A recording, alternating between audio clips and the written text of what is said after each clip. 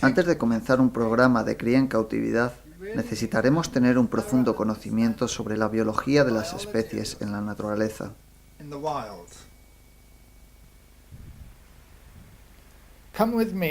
Viaja conmigo a Nueva Zelanda, a estudiar al halcón de Nueva Zelanda. Llevo criando y trabajando en esta especie desde 1974. Nueva Zelanda, la tierra de la larga nube blanca. Está aislada de los continentes y su halcón nativo ha de cumplir el papel de peregrinos, azores, esmerejones y gavilanes. Por tanto, tiene alas redondeadas, larga cola y largas patas.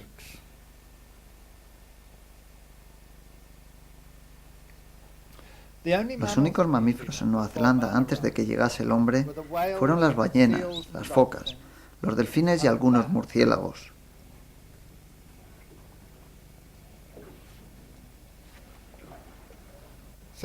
Por tanto, el halcón evolucionó para cazar aves. Nueva Zelanda tiene muchos y variados tipos de hábitats, desde la costa marina al bosque tropical, desde las abiertas estepas hasta la elevada zona alpina.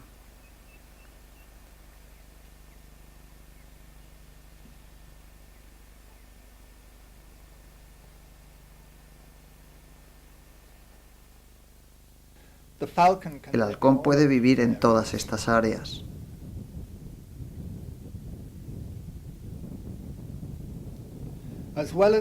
A la par que buenos hábitats, el halcón necesita de presas adecuadas para alimentarse.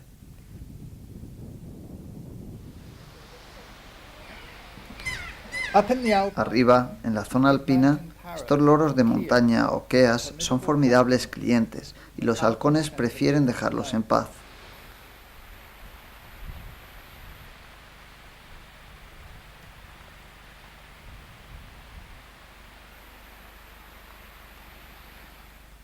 Pero en el templado bosque de lluvias existen muchas especies de aves nativas que los halcones pueden capturar. El zorzal de Nueva Zelanda, el carbonero y el amistoso cola de abanico.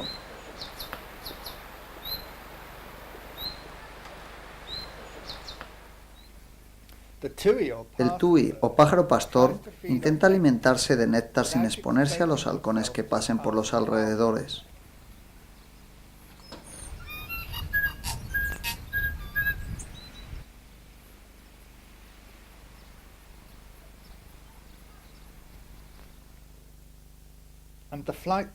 Y el terrestre hueca se escurre entre los arbustos.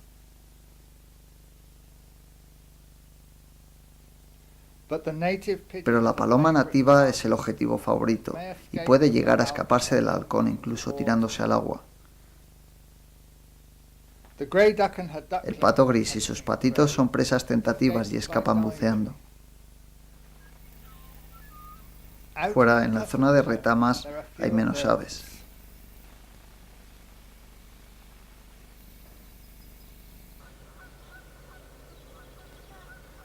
El nativo takahé se pensó que estaba casi extinguido, pero parece que se está recuperando.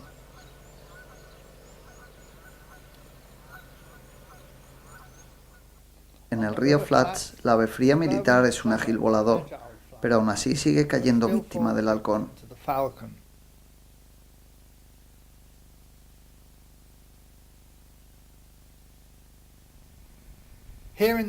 Aquí, en el campo abierto, es fácil encontrar pistas del halcón. Estos posaderos en los huecos de las rocas contienen bloques de excrementos con cientos de años de antigüedad. Este, por ejemplo, posee restos de los ya extinguidos búhos reidores. Durante la temporada de cría, el halcón utiliza posaderos temporales en los alrededores del nido, dependiendo de la dirección del viento.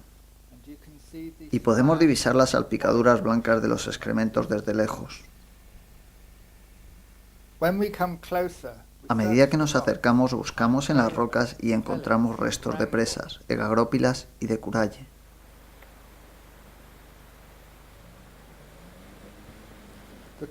El terreno puede ser complicado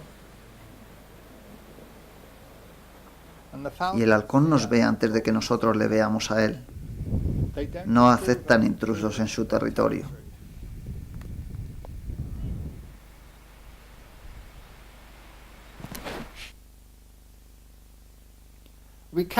Los capturamos utilizando sombreros de lazos.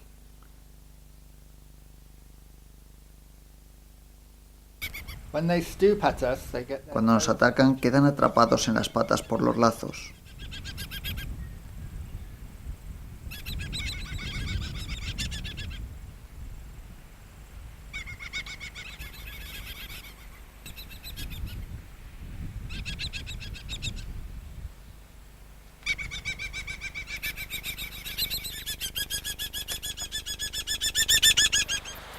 Fuimos capaces de capturar los adultos. Tomamos mediciones y muestras de sangre.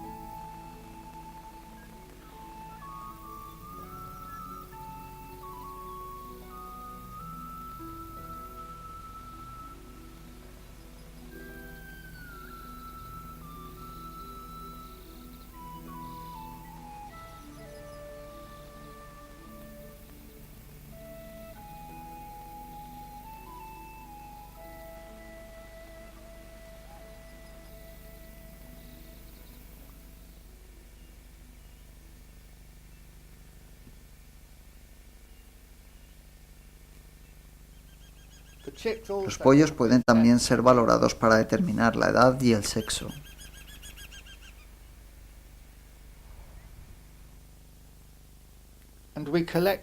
Recolectamos ecagrópilas y restos de presas para descubrir qué es lo que habían comido. Las bisbitas con su larga uña trasera son fáciles de identificar.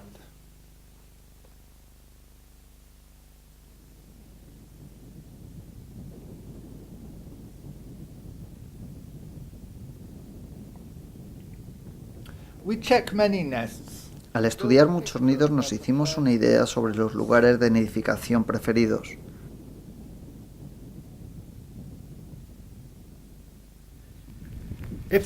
Si los pollos son lo suficientemente mayores, les colocamos anillas del gobierno de Nueva Zelanda. Tom Cade y Clayton White de América vinieron a visitar un nido.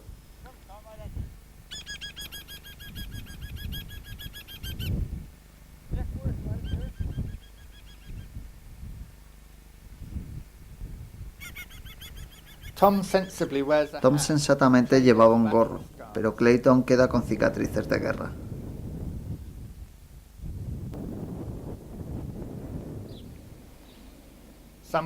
Otros no aprenden nunca. Observamos a los padres durante toda la época de cría.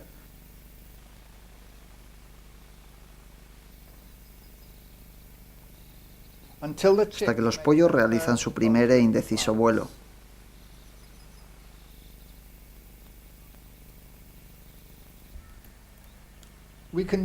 Podemos utilizar nuestro conocimiento sobre las aves salvajes para diseñar nuestras instalaciones de cría y para guiarnos a través del ciclo de crianza en cautividad.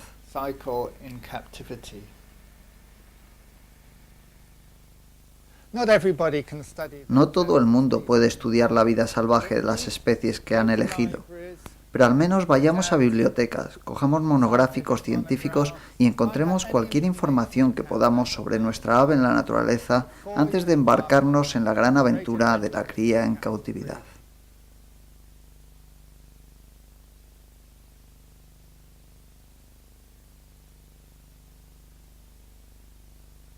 Normalmente tenemos todas nuestras parejas ya emparejadas para finales de otoño. Por tanto, para la siguiente primavera ya están bien establecidas en sus cámaras de cría.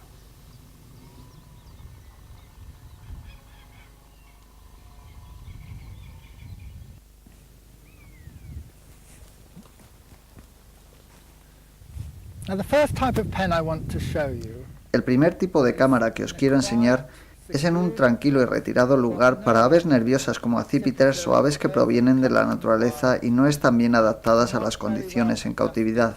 Por eso las instalaciones que os voy a enseñar están literalmente construidas en un denso bosque. Echémosle un vistazo. Están por aquí, escondidas entre los árboles para que los pájaros puedan vivir en su pequeño y personal mundillo. Esto es realmente una pareja de cámaras con una pequeña sala de observación a la entrada y una pequeña cámara compartida en el medio. Por tanto, podemos tener en un lado al macho y a la hembra en el otro, permitiéndole a él o a ella acceder a la otra cámara, y así permanecen en una situación controlada. O por otro lado, si queremos, podemos permitirles libertad de movimientos en la instalación completa.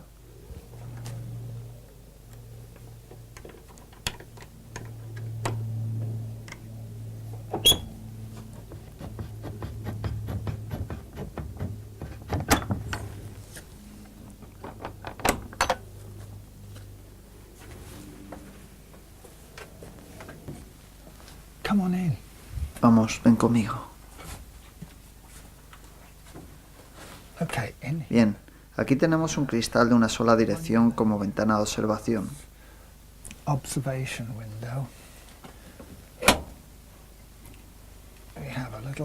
Tenemos una placa de pizarra donde ponemos la comida. Podemos ver también las cajas de cría. Y tenemos un baño de agua natural. En esta cámara, ya que está situada en un tranquilo bosque, tenemos disimuladas las paredes en ella, y también tenemos viñas subiendo por estas, de tal manera que los pájaros permanecen en un tranquilo y apartado mundo. Aquí tenemos una cámara central muy pequeña, que tiene 2 entradas, de tal manera que los pájaros pueden ir de esta cámara a esta otra, y puedo ajustar la distancia entre las barras de estas entradas, de tal manera que el macho puede pasar por ellas, pero la hembra, que es más grande, no puede pasar. En este lado, de nuevo, cajas de cría.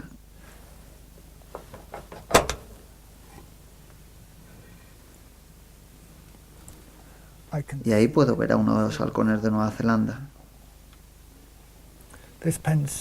Esta cámara es adecuada para azores, gavilanes y especies de bosque. Tenemos bastantes arbustos para que el macho se esconda de la hembra si lo necesita y para que tengan suficiente intimidad.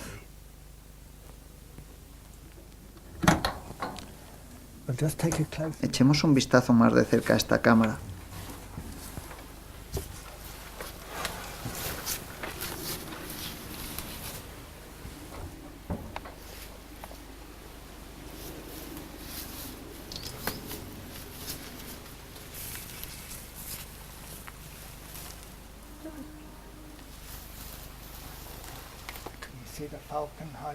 Puedes ver al halcón escondido detrás de los árboles.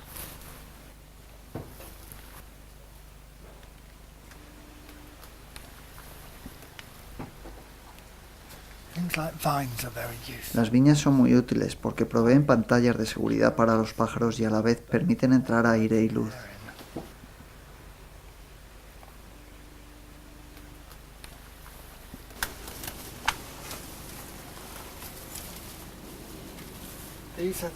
Estas son las entradas que los pájaros pueden utilizar para ir de una cámara a otra.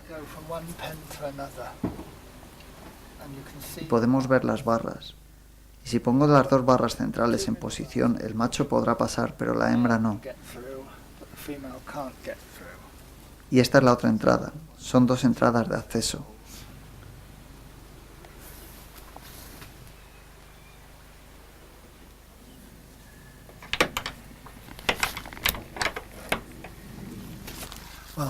Bien, estas son las cámaras apartadas. No son necesarias para todos los tipos de aves.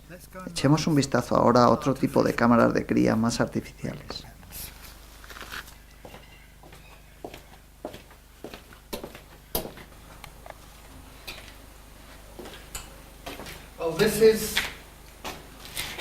Esto es una cámara de cría natural.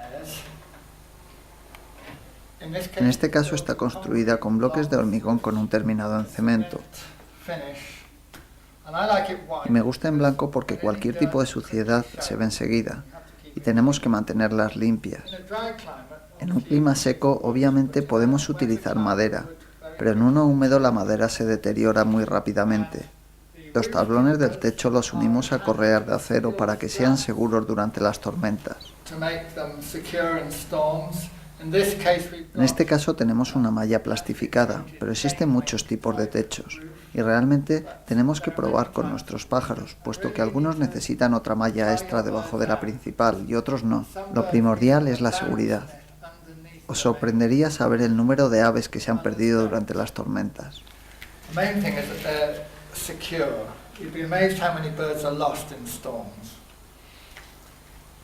También tenemos una ventana orientada al sur, de tal forma que los pájaros pueden ver el exterior, y hace además que corra una buena brisa por la cámara, manteniéndola ventilada.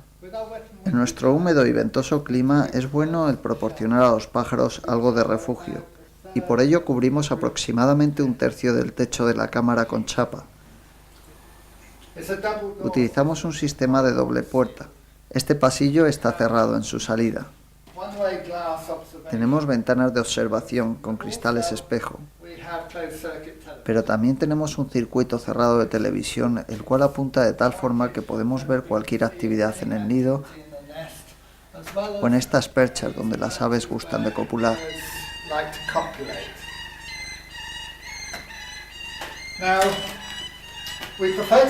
Preferimos darles la opción de dos nidales. A menudo utilizarán uno para una puesta y el otro para la otra. Echemos un vistazo más de cerca a estos nidales. El nido en sí tiene una percha en el exterior, cubierta de astroturf. Y los bordes también están cubiertos con este. La grava ha de ser razonablemente profunda. Cubre aproximadamente la mitad de mi mano.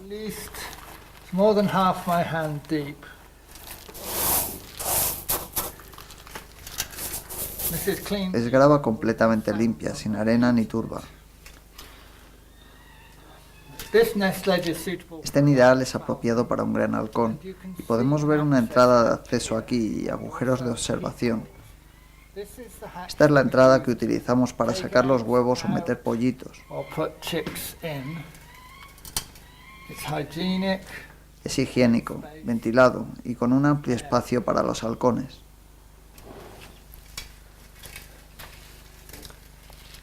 En nuestras cámaras tenemos ventanas mirando al sur y el halcón puede sentarse ahí arriba. Es una percha con un balanceo razonable y de esta forma pueden pasar el día mirando por la ventana, soleándose y echando un vistazo al paisaje.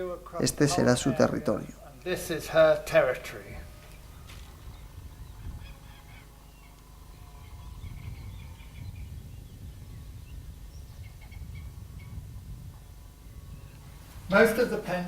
La mayoría de las cámaras están equipadas con luces, las cuales pueden ser ajustadas desde el exterior para el fotoperiodo. Y existe gran variedad con los distintos tipos de bombillas para proveer el correcto espectro de luz.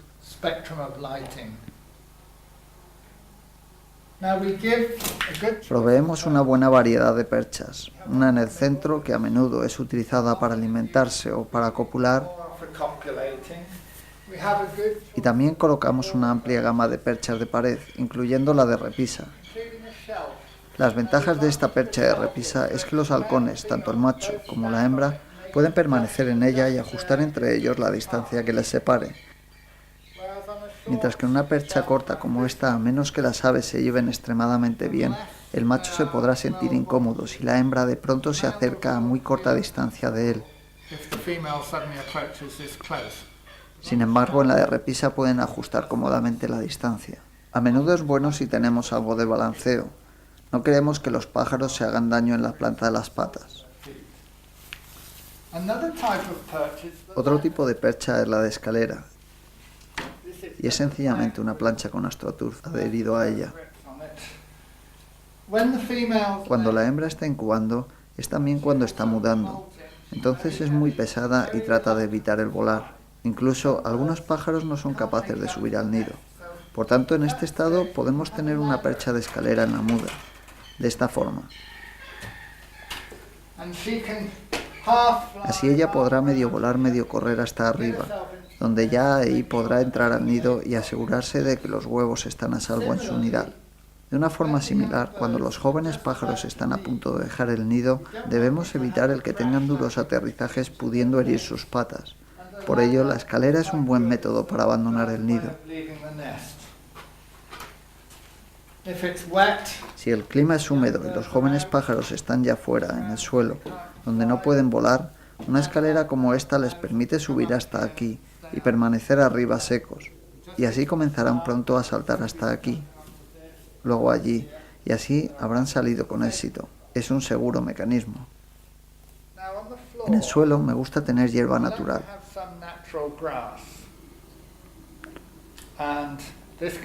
Esta puede ser cortada con una hoz o tijeras, o podemos poner ovejas dentro, tan solo para mantener la hierba corta. Esta crea una superficie blanda para posarse. Otra gente prefiere tener una capa de grava gorda, que secará y digerirá cualquier desperdicio. O podemos tener sino hormigón, especialmente en las áreas más concurridas. De esta forma podremos desinfectarlas a fondo. Es importante que el suelo pueda secarse muy rápidamente. Mantendremos un baño en cada muda, y este puede ser fácilmente extraído para limpiarlo.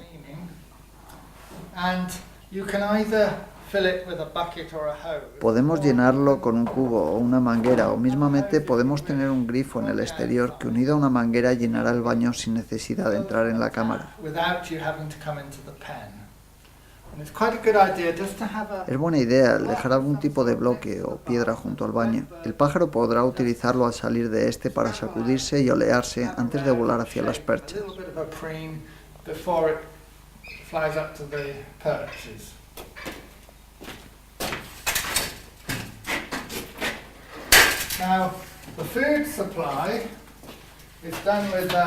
El aporte de comida lo realizamos con pequeñas ventanas que abrimos desde el exterior.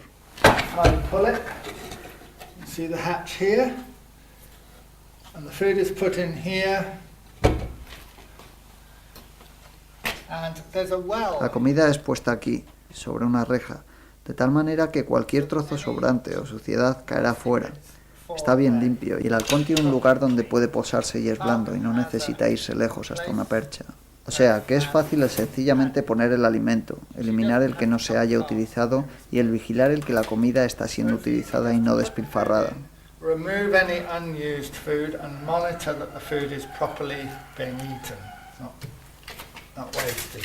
Obviamente, si algún pájaro no está comiéndola, ese es el primer síntoma de problemas. Es importante el chequear esto todos los días.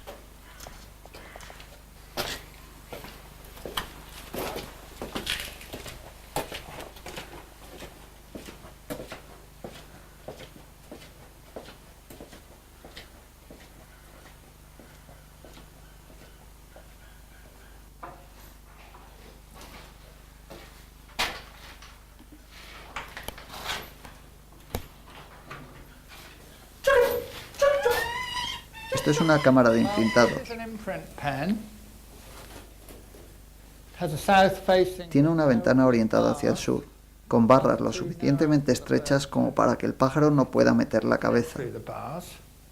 Tiene una repisa en la ventana cubierta por AstroTurf, y el pájaro pasa bastante tiempo mirando a través de la ventana.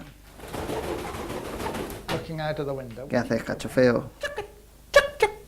Y la repisa de la ventana es bastante útil a la hora de interaccionar con el pájaro, puesto que podemos ajustar las distancias entre el pájaro y nosotros. Este es un joven de este año. Donde a menudo encontremos excrementos, esparzamos una fina capa de arena. Esto hará mucho más sencillo el limpiar el suelo. El baño es siempre colocado en un lugar donde los excrementos no puedan caer sobre él, y de nuevo tendremos a su lado un bloque de hormigón.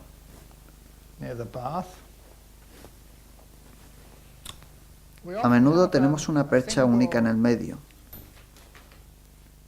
la cual podemos mover y puede ser utilizada en el adiestramiento para halcones que copulen en los gorros.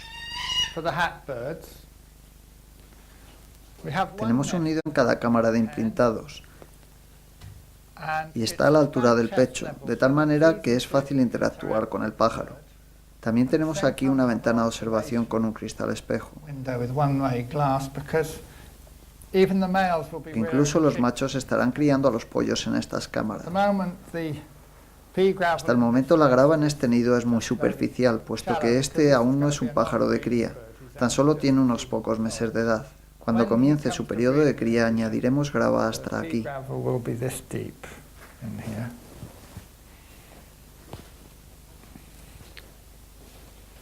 A veces tenemos ventanas de observación entre las cámaras de imprintados con una pequeña percha. Y los pájaros de esta manera pueden interactuar entre ellos. Algunos pájaros se estimulan de esta manera, otros no, pero fácilmente la podemos tapar si no queremos utilizarla.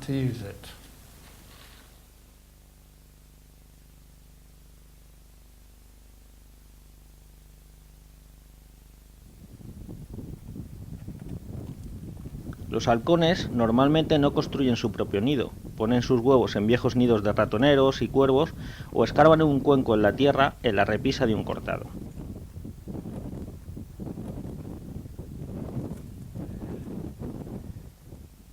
Por tanto, para halcones en cautividad necesitaremos una repisa con grava, con cerca de 15 centímetros de profundidad.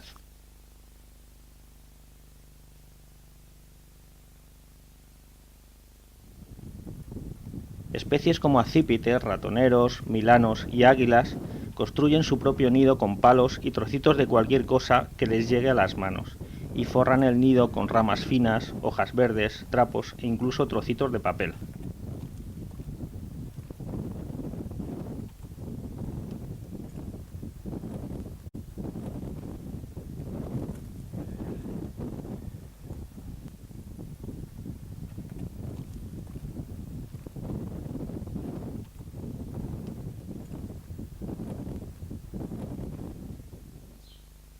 En cautividad necesitaremos hacer un nido similar de palos, asegurándonos de que si se rompen pedazos, los huevos no se escurrirían cayendo al suelo o se atascaran entre los palos.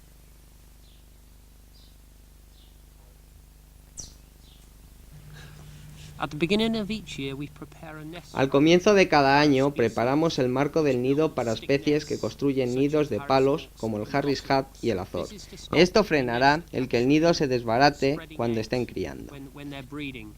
Estos son algunos de los materiales que vamos a utilizar, algunos palos que hemos cortado, algo de alambre y herramientas que necesitaremos.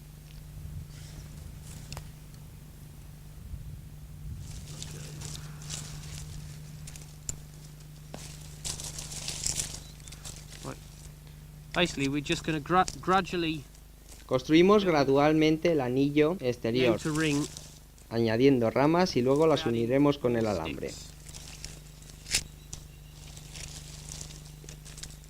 Podemos hacer el círculo tan grande como queramos.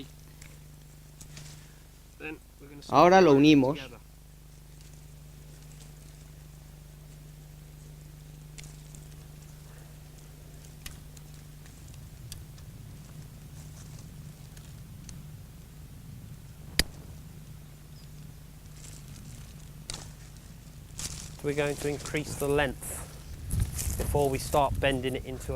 Incrementamos la longitud antes de comenzar a dar forma al círculo. Intentémoslo ahora.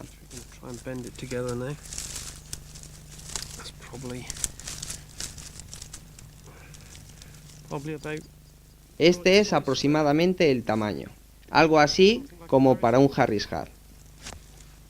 Ahora lo unimos.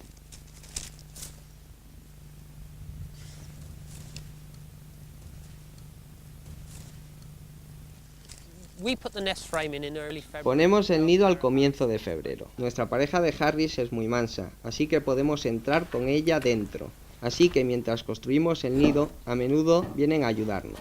Pero, obviamente, si tu pareja es nerviosa, tendremos que colocar el nido dentro mientras limpiamos la cámara.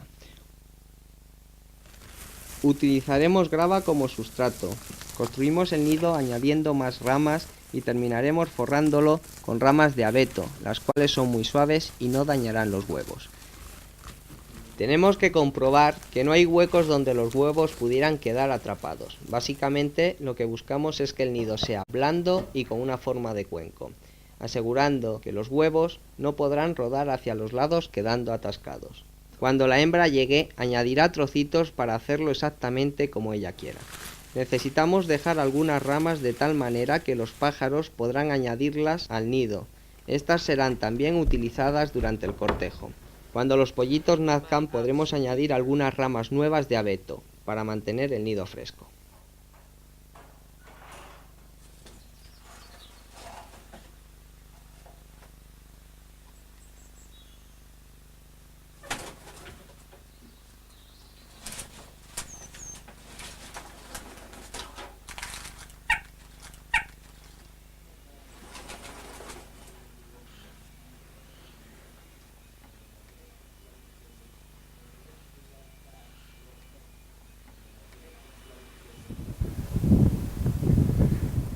Aquí tenemos un nido de ratonero mongol que cayó al suelo desde un poste telegráfico. Aún así pusieron huevos en él y ahora tiene 2 pollos bien desarrollados. Su viejo nido estaba aquí y ahora está ocupado por sacres. Esta es nuestra primera noticia sobre nidos en el suelo ocupados por esta especie, y en este caso tiene 4 pollos sanos.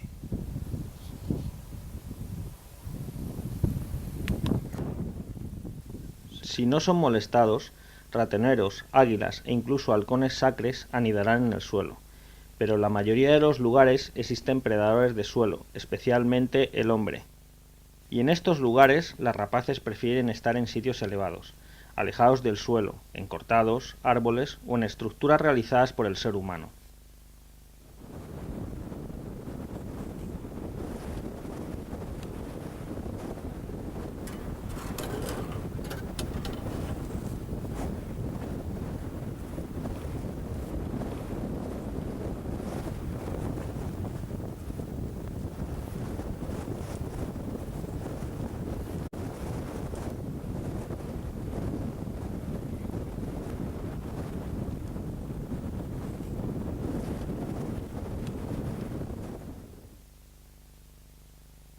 Y colocando radiotransmisores o transmisores vía satélite en las aves que están anidando, somos capaces de estudiar la forma en que el macho y la hembra hacen uso de las áreas donde viven, donde cazan o donde se exhiben territorialmente.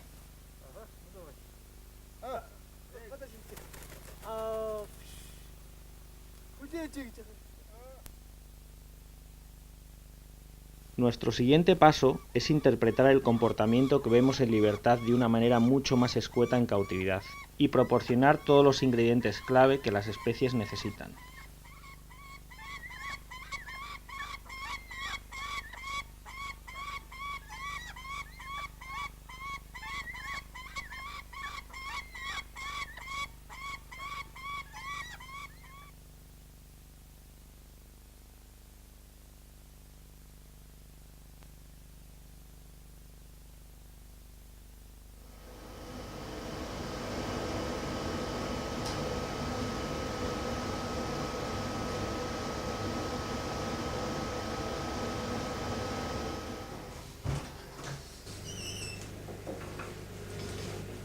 Entonces, Martin, esta es la habitación de incubación. Es una habitación muy pequeña. ¿Por qué es tan pequeña? Es pequeña y es una habitación interna de tal manera que podemos mantener el control de la temperatura. Porque si fuera una gran nave no seríamos capaces de controlar la temperatura, ¿verdad? Exacto, mantenemos la temperatura cerca de los 20 o 22 grados y como puedes ver no existen ventanas. Es una habitación interior de tal manera que la luz solar no puede variar la temperatura. Y podemos dejarla a oscuras fácilmente, ¿verdad? Al apagar la luz es completamente oscura, muy bueno para ver los huevos con el ovoscopio. ¿Qué me dices de la higiene en ella? Antes de que comience la temporada, ¿cómo limpiamos esta habitación? El suelo y todas las paredes son totalmente limpiadas con desinfectante, con F10 o Virkon. Podemos ver cómo el suelo lleva una capa de resina. La habitación entera es completamente limpiada y fumigada. ¿Y las incubadoras? Básicamente todas y cada una de las incubadoras se desmontan en partes y se limpian por completo. Luego las fumigamos y después durante la temporada, cada 2 semanas, revisamos de nuevo la higiene. Sí, porque si entrase aquí una infección bacteriana podría expandirse a través de cualquier cosa. ¿Y qué me dices de la humedad en la habitación? Bien, vivimos en un clima bastante húmedo, por lo que mantenemos en funcionamiento un aparato antihumedad para eliminar así la humedad de la habitación. Bien, entonces, ¿qué humedad hay ahora en la habitación? La humedad en este momento está sobre el 35 o el 40%. ¿Y cómo la mides? Tenemos un higrómetro con el que la medimos. Si no consigues el que la humedad sea lo suficientemente baja, entonces las incubadoras no serán capaces de secar los huevos lo suficiente como para hacer que pierdan el peso necesario, lo cual es un grave problema, ¿o no? Sí, así es. ¿Qué precauciones deberíamos tener con respecto al suministro eléctrico? En cada incubadora tenemos un protector de corriente que detiene cualquier exceso de corriente para de esta forma mantener una temperatura constante. Sí, puesto que eso podría realmente estropear estos pequeños termostatos electrónicos. Exacto, en algunos países existe un suministro eléctrico muy variable e inconstante, y estos protectores suavizan el suministro eléctrico haciéndolo uniforme. Eso es, y así en las tormentas no se nos estropeará el equipo completo. En efecto. ¿Qué sucede si se va la electricidad en el momento crítico? Bien, para esto tenemos un generador de apoyo de tal manera que recuperamos la energía en aproximadamente 30 segundos. De esta manera las incubadoras se las arreglan para evitar el problema. Bien, si no pudiéramos invertir en un generador, al menos necesitaremos la energía de una linterna que nos despierte en mitad de la noche y gritemos ¡alarma! Sí. En esta habitación no tenemos nada extra, no tenemos materiales o pintadas en las paredes o cosas que no sean estrictamente necesarias para este trabajo. Tenemos lo mínimo.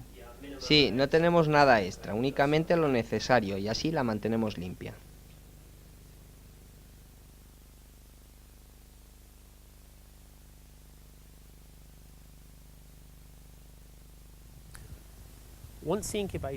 Una vez que las incubadoras se han limpiado a conciencia, terminaremos fumigándolas. Esto lo realizaremos mezclando cristales de permanganato de potasio con una solución de formaldehído.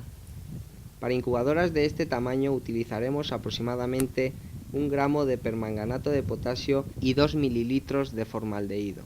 Utilizaremos un plato de aluminio para mezclar todo. El gas que se produce es altamente tóxico, por lo que es recomendable el fumigar la incubadora en el exterior, alejados de niños y mascotas.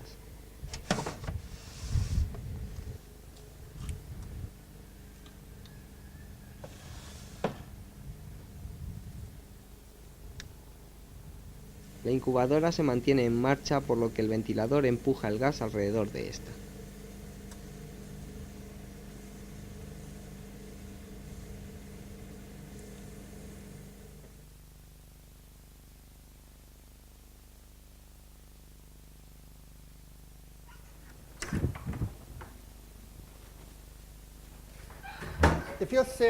Si la temporada de cría va a ser algo serio para nosotros, entonces necesitaremos una habitación preparada para los pollitos. Para ello busquemos una habitación vacía, sin nada que no vayamos a utilizar.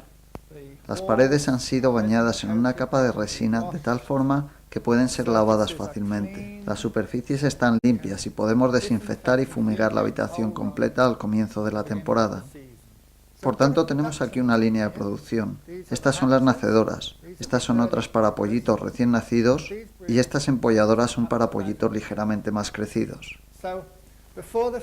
Antes de comenzar la temporada, necesitaremos estar familiarizados con nuestra nacedora y entender bien el cómo funciona. Estas, por ejemplo, son nacedoras Grumbach. Ponemos aquí los huevos desde que pican por primera vez hasta que nacen. Y los pollitos se mantienen aquí hasta pasado un día después del nacimiento, cuando están ya completamente secos y preparados para ser alimentados.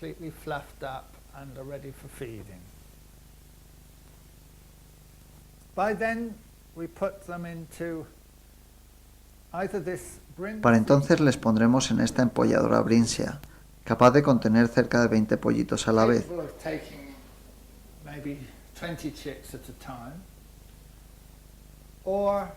O bien los ponemos directamente en esta otra empolladora casera,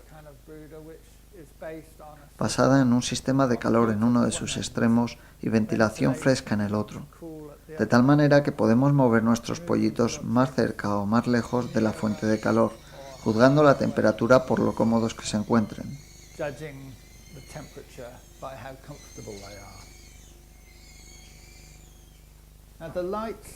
Las luces son rojas y podemos ajustar su calor.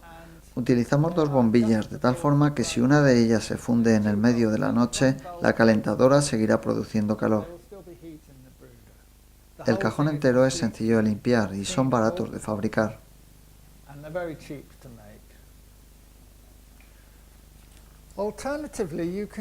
Alternativamente, podemos utilizar una de estas mantas térmicas bajo una superficie de grava, y esto proveerá un nidal templado para los pollitos algo más mayores. Alguna gente prefiere estos porque los pollitos así consiguen más aire fresco. Estas empolladoras cerradas están bastante bien, pero si tenemos muchos pollitos en ellas las tendremos que mantener extremadamente limpias. La habitación completa ha de permanecer a una temperatura constante. Cerraremos las cortinas en primavera para frenar la entrada de luz solar directa. Y también tenemos un ventilador para renovar el aire si es necesario. Incluso el suelo posee una capa de resina y puede ser lavado y secado. Preparemos conscientemente todo lo necesario para la temporada de cría. Familiaricémonos con nuestro equipo. Os enseñaremos todo el equipo en acción cuando lleguemos al 8º módulo, donde abordaremos el tema de la crianza de los pollitos.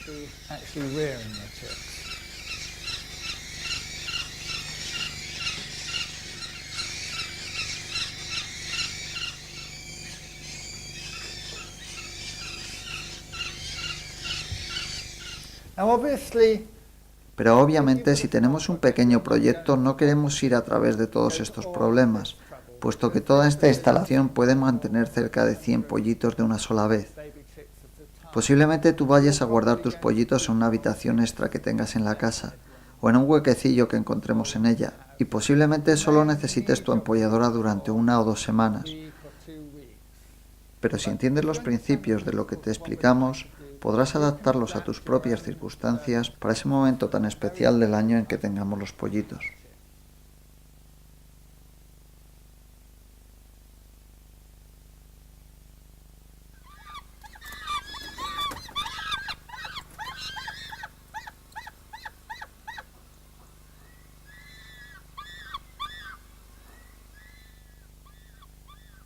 En la naturaleza, aparte de los carroñeros, las aves de presa capturan su propia comida y con esta alimentan a sus crías.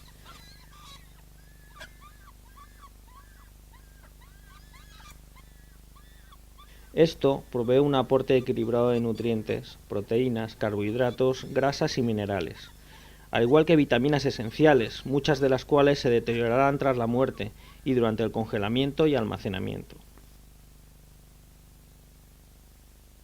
Las aves de presa más pequeñas requieren una mayor cantidad de proteína que las especies mayores, y por ello necesitarán abundante aporte alimenticio de ratones u otros pequeños mamíferos. Es importante el tener aportes de comida fresca a mano y hacer algunos cálculos de lo que requerirá nuestra pareja de adultos y con suerte unos cuantos jóvenes pollos.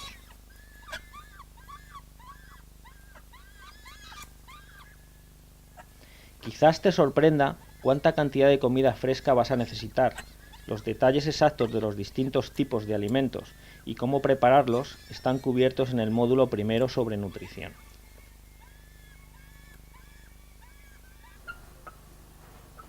La hembra necesitará una dieta nutritiva, de tal manera que pueda desarrollar huevos de buena calidad en su interior, huevos que nazcan bien y que produzcan pollitos que se desarrollen correctamente.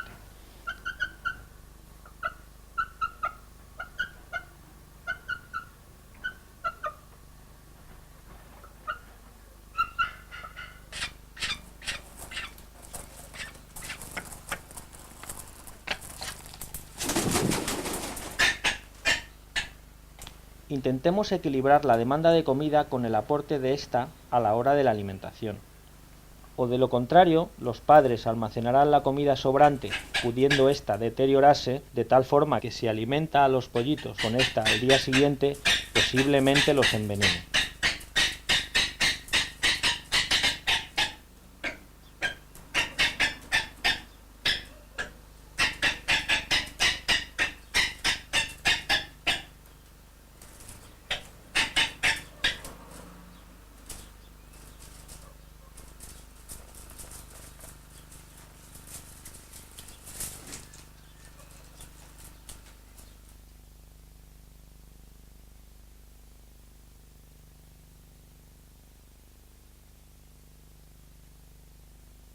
Cuando consideremos un programa de cría, el primer punto a tener en cuenta son las especies.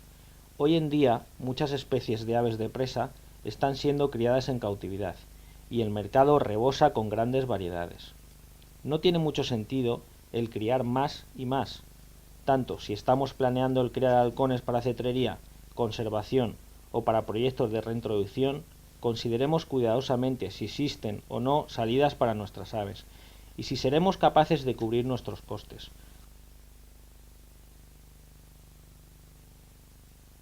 Una vez que decidamos seguir adelante, entonces obviamente debemos seleccionar un buen stock de cría. Los padres que elijamos para el stock de cría son la clave en tu programa de reproducción, y es importante el conseguir especímenes con la mejor línea de sangre que podamos. Los pájaros necesitan estar lo menos relacionados posible y con buena salud. Ciertas líneas de sangre crían bien, pero otras no son buenas a la hora de poner o producen huevos complicados de eclosionar.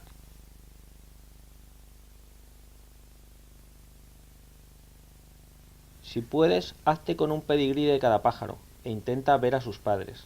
La siguiente pregunta es: ¿de qué forma ha sido criado el pájaro?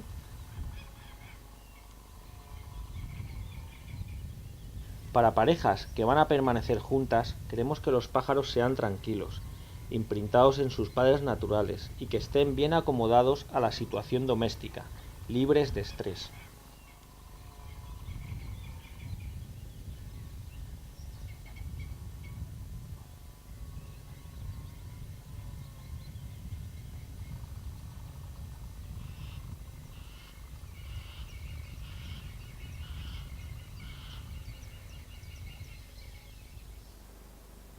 Aves que provienen de la naturaleza, especialmente aves lisiadas, raras veces son adecuadas para criar, y solo en casos excepcionales habrá merecido la pena todo el trabajo invertido en ellas.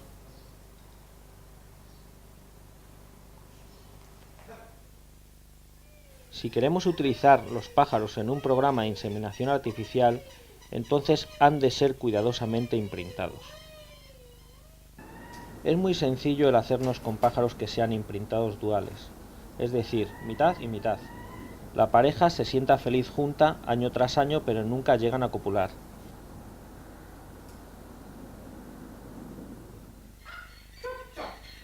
O si estos imprintados han sido manejados, a veces nunca llegan a poner huevos cuando se emparejan con el ser humano.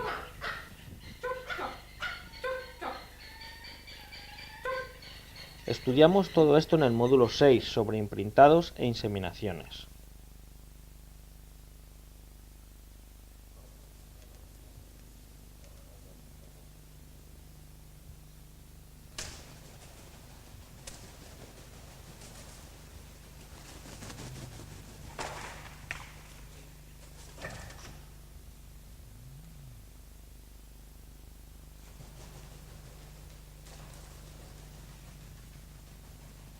Es importante el asesorar a los pájaros físicamente.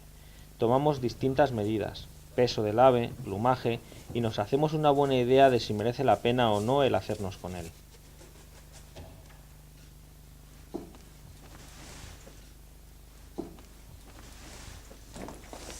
Por lo tanto, tomando medidas de los pájaros y volándolos en cetrería, podemos hacernos una buena idea sobre el stock de jóvenes que tendremos durante el primer año, y así decidir qué pájaros merecerán la pena guardar para criar.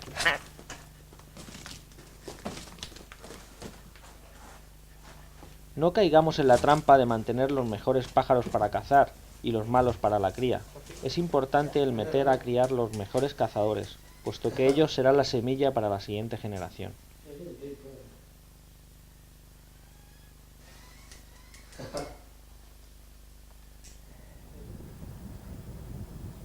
También su estilo de caza es crítico.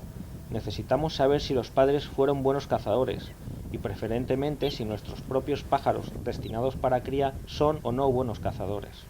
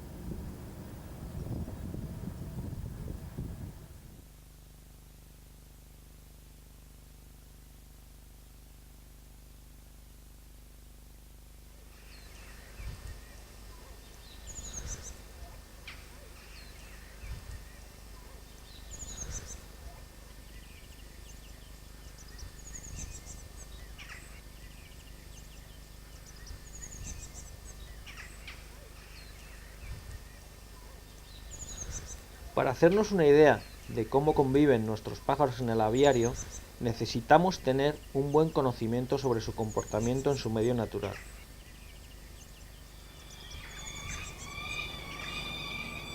Este macho de peregrino ha traído comida para su pareja al cortado de cría. La hembra le pide comida y el macho, después de pasársela, patrulla por los alrededores del cortado durante un rato, para luego aterrizar en uno de sus posaderos favoritos, marcado con el blanco de sus excrementos.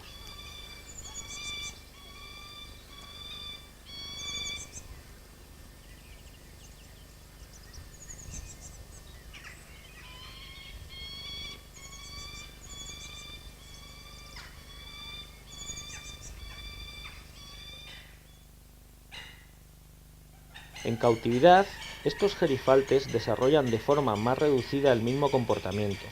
El macho blanco llega con comida al borde del nido, la hembra se la pide y éste se la entrega.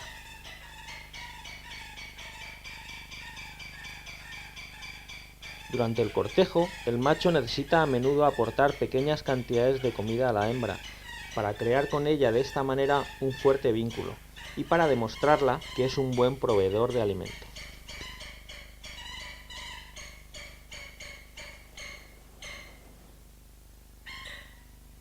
Por supuesto, es importante en nuestro entusiasmo el observar el comportamiento de nuestros pájaros, pero sin hacerles saber que les estamos observando. Para esto la mejor solución es un circuito cerrado de televisión.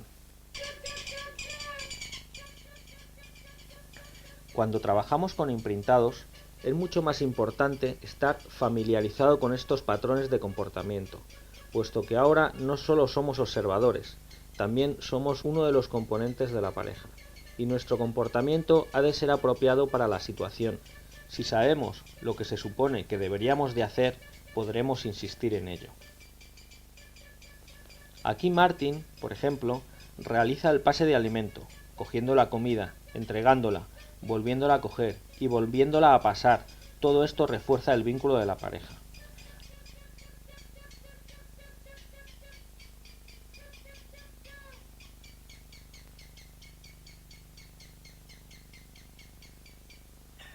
Aquí observamos al macho tentando a la hembra a aceptar el nido. Es importante ser capaces de reconocer cuando las interacciones entre aves son comportamientos amistosos y cuando están siendo hostiles.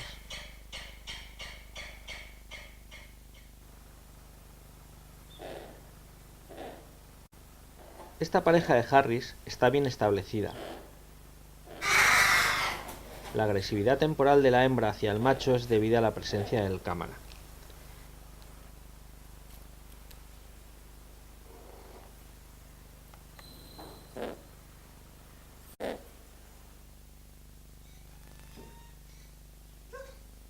Incluso cuando el pájaro es joven, como este híbrido de halcón de Nueva Zelanda imprintado, Muchas de las interacciones pueden ser extendidas para formar o reforzar el vínculo de la pareja. Aquí Nick juega con el joven halcón utilizando un pequeño trozo de comida. Estos nerviosos movimientos de la cabeza y sesiones de agarre, a menudo en las supuestas presas, son típicos comportamientos de juego. El pájaro está relajado y aunque es muy joven para criar, se convertirá en un buen individuo de cría libre de estrés en 1 o 2 años.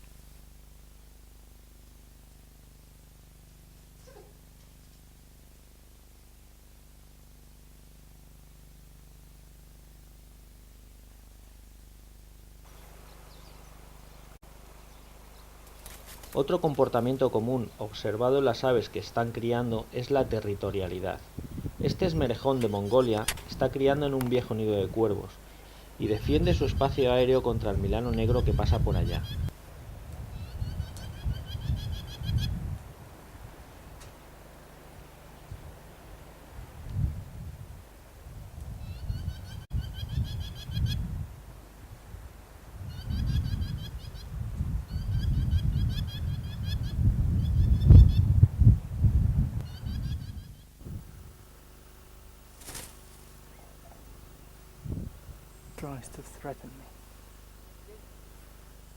Si nos acercamos al nido, muchas rapaces defenderán a los jóvenes contra nosotros.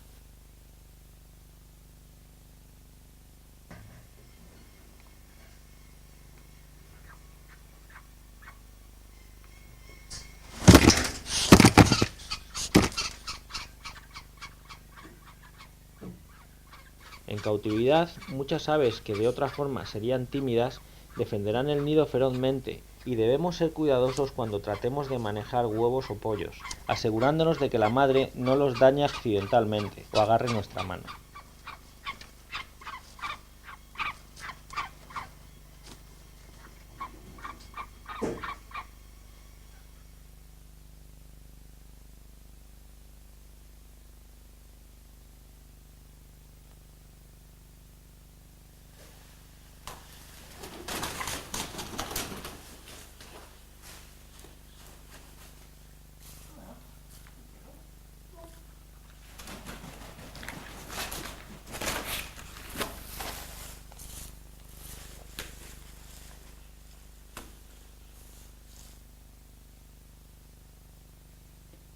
En otoño capturamos la pareja de cría durante algunas horas para realizar un chequeo de salud y si es necesario tratarlos contra lombrices y hacerles el pico y las garras. Las mudas son desinfectadas a conciencia.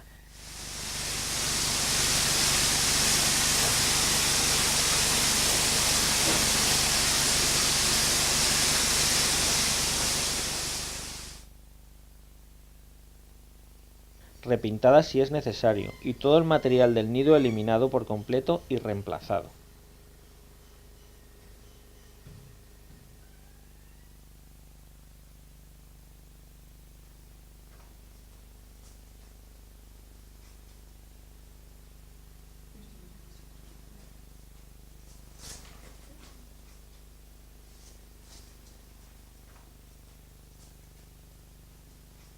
Una vez que hemos chequeado la salud de nuestra pareja y las uñas han sido cortadas, son cuidadosamente liberadas sobre el suelo de la cámara. Esta es una pareja bien establecida, pero si la pareja está por primera vez junta, liberemos al macho primero para permitir que él establezca el territorio. La hembra puede ser entonces liberada 1 o 2 semanas más tarde y entonces tendrá menos tendencia a dominar al macho. Si la hembra se envalentona con el macho, una solución temporal es atarla en una percha en el suelo de la muda durante 1 semana o 2, dejando mientras tanto al macho libre. Alternativamente, podemos cortar el exterior de las plumas primarias de una de las alas de la hembra de tal manera que vuele con dificultad. En este caso necesitará perchas de escalera para moverse por la cámara y encontrará físicamente complicado el poder atacar al macho. Durante la temporada de cría mudará esas plumas cortadas y será capaz de volar de nuevo, pero para entonces confiemos en que hayan establecido una relación estable. En el invierno, antes del comienzo de la época de cría, chequeamos el circuito cerrado de televisión utilizando walkie-talkies. Bien, Martin, ¿estás ahí? ¿Puedes oírme, Nigel? ¿En qué dirección hay que moverla? Sí, un poquito a la izquierda, un poco más. Arriba un poquito, así está bien. Sí, ahora puedo ver los nidales y las perchas.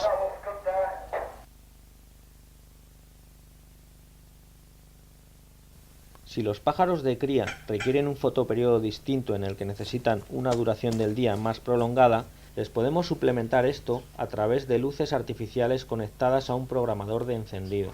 Los humanos somos ciegos a la luz ultravioleta, a diferencia de las rapaces. Modernas investigaciones afirman que la luz ultravioleta juega un papel importante en las relaciones de emparejamiento de las aves. El problema de las bombillas naturales es que a menudo son débiles y no ofrecen un espectro equilibrado.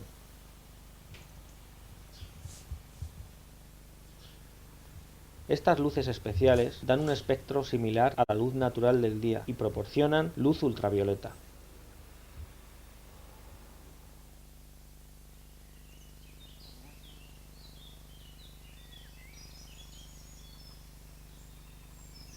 Ahora tenemos nuestros aviarios preparados.